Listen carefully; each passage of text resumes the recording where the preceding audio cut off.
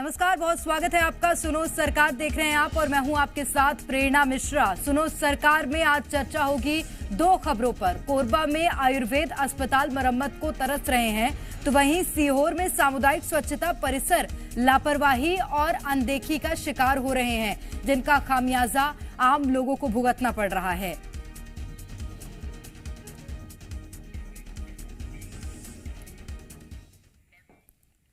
तो कोरबा में आयुर्वेदिक अस्पताल राम भरोसे चल रहे हैं। ज्यादातर अस्पतालों की हालत बेहद खराब है। कहीं डॉक्टरों की कमी है तो कहीं पर अस्पताल भवन की स्थिति जर्जर हो चुकी है और इसे देखकर मरीज इलाज कराने में घबराते हैं। आयुष चिकित्सा पद्धति को बढ़ावा देने और आम लोगों को न्यूनतम दर पर इलाज उपलब्ध कराने के उद्देश्य के लिए छत्तीसगढ़ के सभी जिलों में आयुर्वेद और यूनानी अस्पताल चलाए जा रहे हैं, लेकिन प्रचार प्रसार के अभाव के चलते धीरे धीरे आयुर्वेदिक अस्पतालों का अस्तित्व खत्म होता जा रहा है। कोरबा मेडिकल कॉलेज के सहजिला अस्पताल में स्थित आयुर्वेद अस्पताल अपनी बदहाली पर आंसू बहा रहा है। अस्पताल को खुद इलाज की जरूरत है। सीलन भरे कमरे, दरार भरी दीवारें और छत से गिरता प्लास्टर कभी भी बड़े हादसे को अंजाम दे सकता है। स्टोर रूम की हालत भी दयनीय है। यहाँ जर्जर है और कब क्या हो जाएगा, गिरता ही रहता है छोटा छोटा टुकड़ा होकर। तो हम लोग को भी खतरा है और साथ ही साथ मरीज लोग को भी है। ऐसी स्थिति सर 1.5-2 साल हो गए ऐसी पड़ा है। जब कुछ समय पहले ही ऊपर जो सीलिंग जो लगा हुआ था वो फिर एक जगह से गिरने लग गया था, तो उसको फिर हटाया गया है। तो स्थिति तो वास्तव में ठीक नहीं है। कोई भी दरवाजा ठीक से लग नहीं रहा है और पर्दों का जो है वो क्लैंप वगैरह सब निकल जा रहा है। कील भी पकड़ नहीं है उस पर, क्योंकि तो पर्दे भी नहीं जो है वो ठीक से लग पा रहे हैं। और ज्यादा जानकारी लेंगे। नीलम पड़वार इस वक्त हमारे साथ कोरबा से जुड़ गए हैं। नीलम, आयुर्वेद अस्पतालों की स्थिति बेहद खराब है। उपचार वहां पर आयुर्वेदिक ढंग से हो सके, ये उद्देश्य के साथ उन अस्पतालों को खोला गया था, लेकिन अब कहां गया वो उद्देश्य? अब तो मरीज पहुंच ही नहीं रहे अस्पतालों में। जी प्रेरणा, ये कोरबा जिला अस्पताल का मामला है।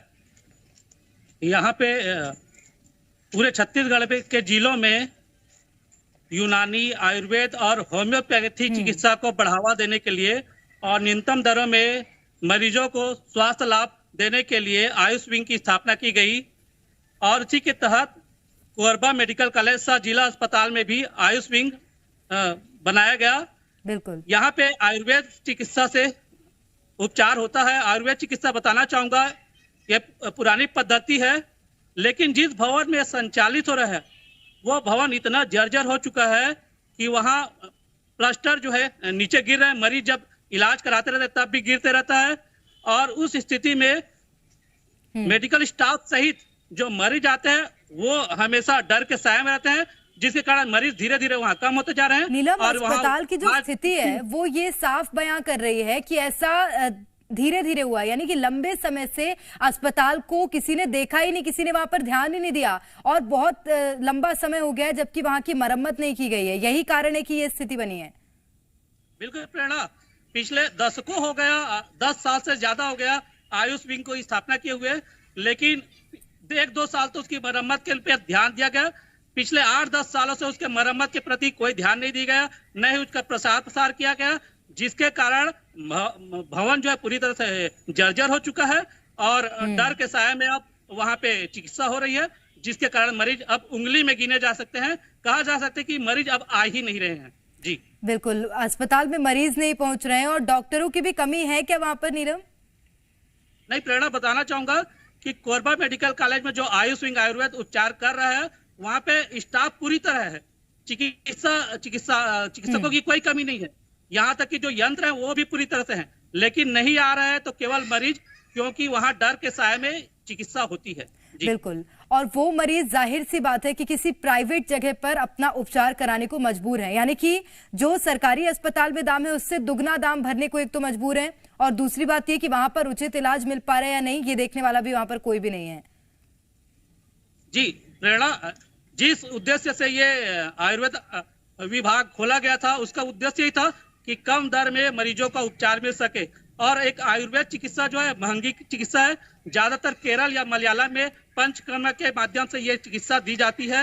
अब अगर यहाँ जिलों में अगर उपचार न मिले तो लोगों को महंगी दरों में या तो केरल या मलयालम जाना पड़ेगा या प्राइवेट चिकित्सालय में सुविधा लेना पड़ेगा। जी, जाहिर सी बात है। और इतनी दूर की यात्रा सिर्फ एक उपचार के लिए करनी होगी मरीजों को, और बावजूद इसके सरकार ये गारंटी नहीं लेती कि वहां पर सही उपचार मिलेगा या नहीं, क्योंकि सरकारी अस्पतालों की हालत तो बेहद दयनीय है। बहुत शुक्रिया आपका तमाम जानकारी के लिए। खबरों में बने रहने के लिए आप हमारे फेसबुक, ट्विटर और इंस्टाग्राम पेज को फॉलो कर सकते हैं। लेटेस्ट अपडेट के लिए आप हमारे यूट्यूब चैनल को सब्सक्राइब भी कर सकते हैं और हाँ, बेल आइकन पर क्लिक करना ना भूलें।